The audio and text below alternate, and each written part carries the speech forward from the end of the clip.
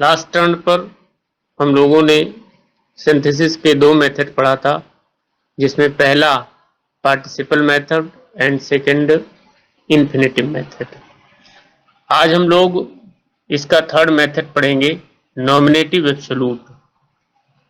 Nominative absolute means होता है, absolute means होता है स्वतंत्र, और यह पार्टिसिपल से पहले प्रयोग होता है।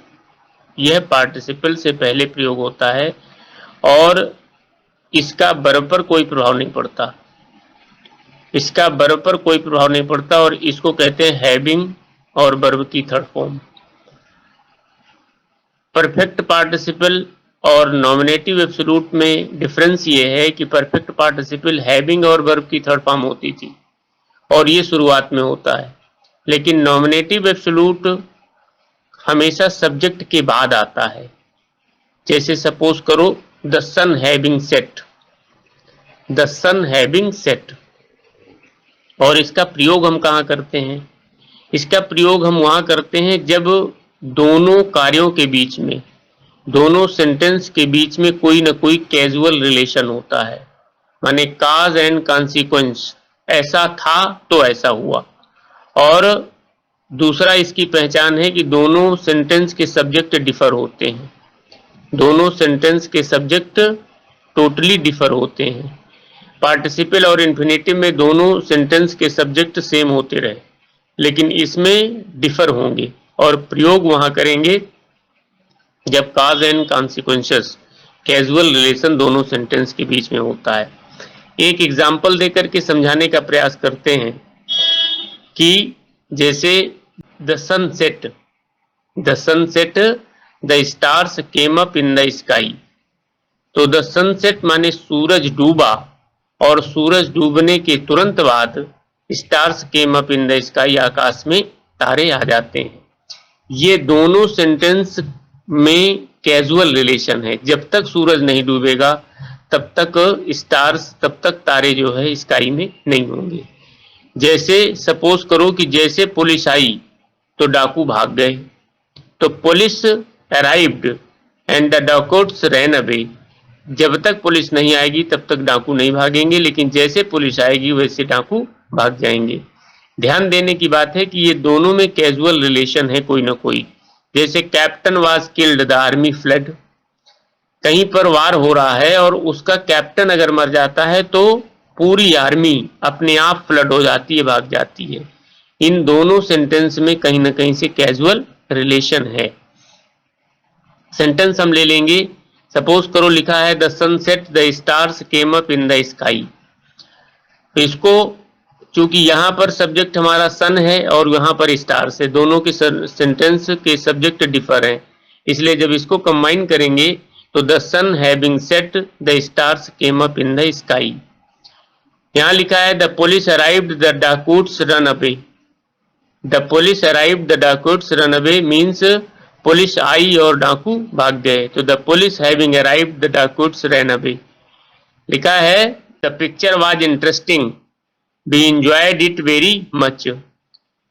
ध्यान अब ये देना है यहाँ पर कि the picture was interesting, was यहाँ लगा है, यहाँ पर वर्ब नहीं है, तो इसके लिए हमको बीन का प्रयोग करना है। The picture being interesting we enjoyed it very much.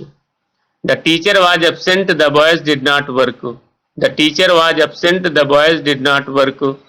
Teacher absent है तो स्टूडेंट्स ने काम नहीं किया। ये कैजुअल रिलेशन है दोनों में।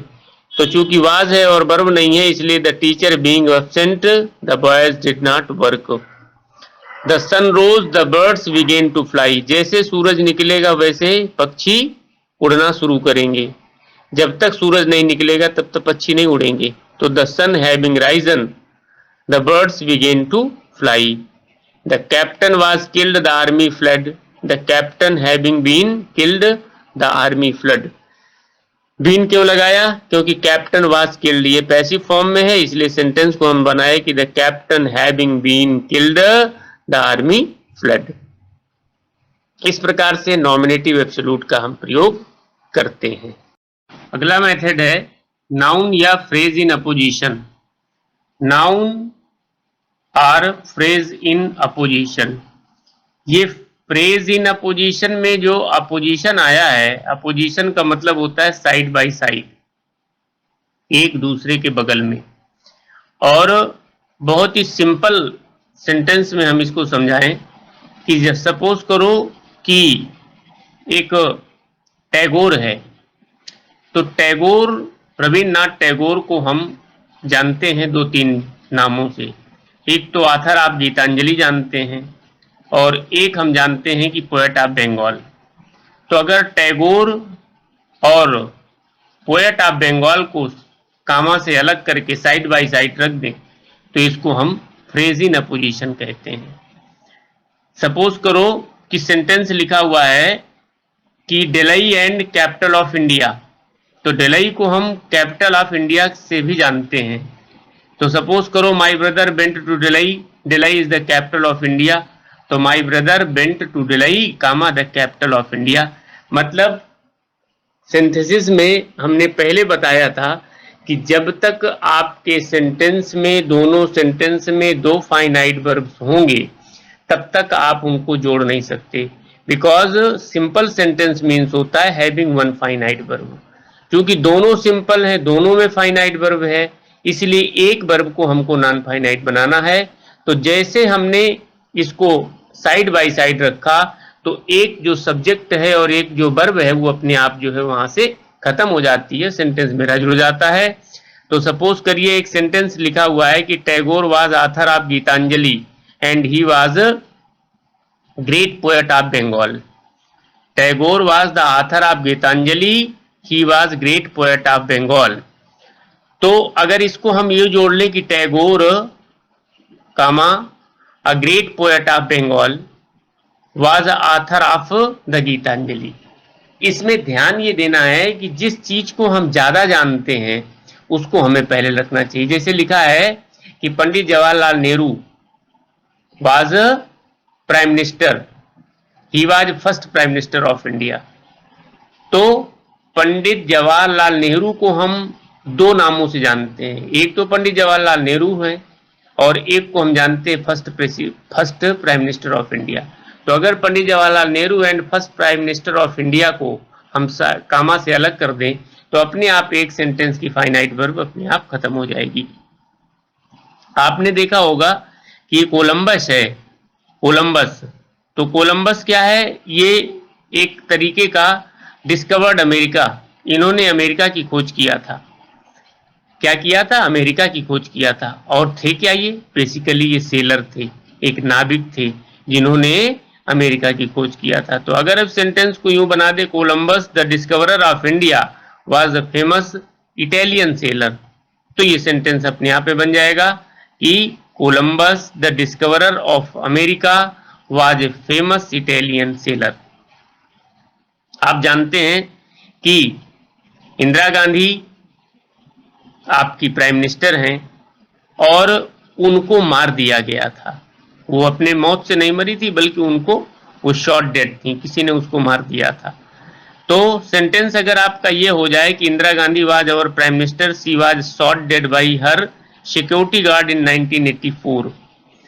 तो इंदिरा गांधी को हम किस नाम से जानते हैं? आवर प्राइम मिनिस्टर के नाम से जानते हैं।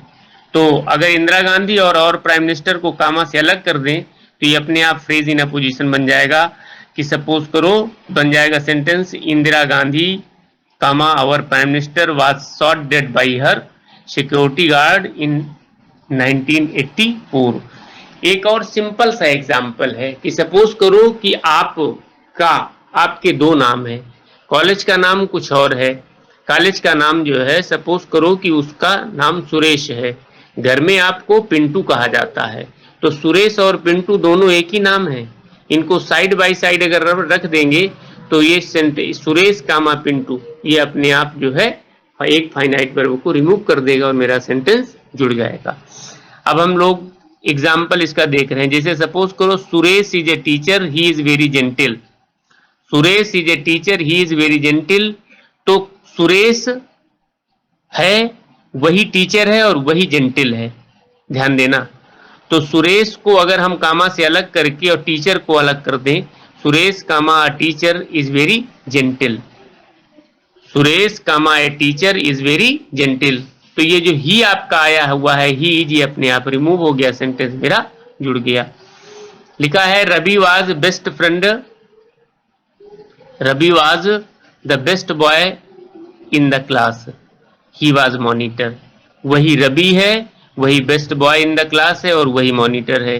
तो अगर हम इसको अलग कर दें कि रवि और मॉनिटर को अलग कर दे तो Ravi comma the monitor was the best boy in the class, Ravi comma the monitor was the best boy in the class.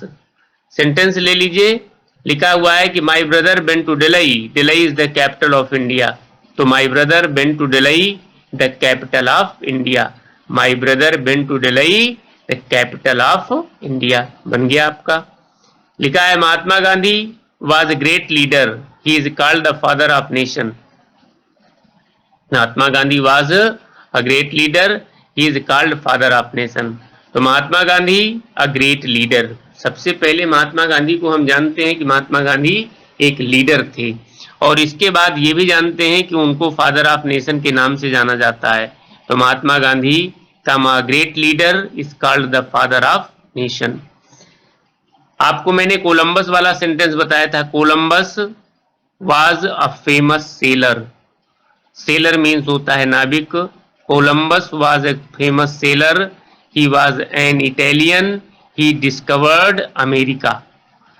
तीन सेंटेंस है इसमें, कोलंबस वही कोलंबस है, वही फेमस सेलर है, वही इटालियन है, इटली का रहने वाला है और वही अमेरिका का डिस्कवरर है।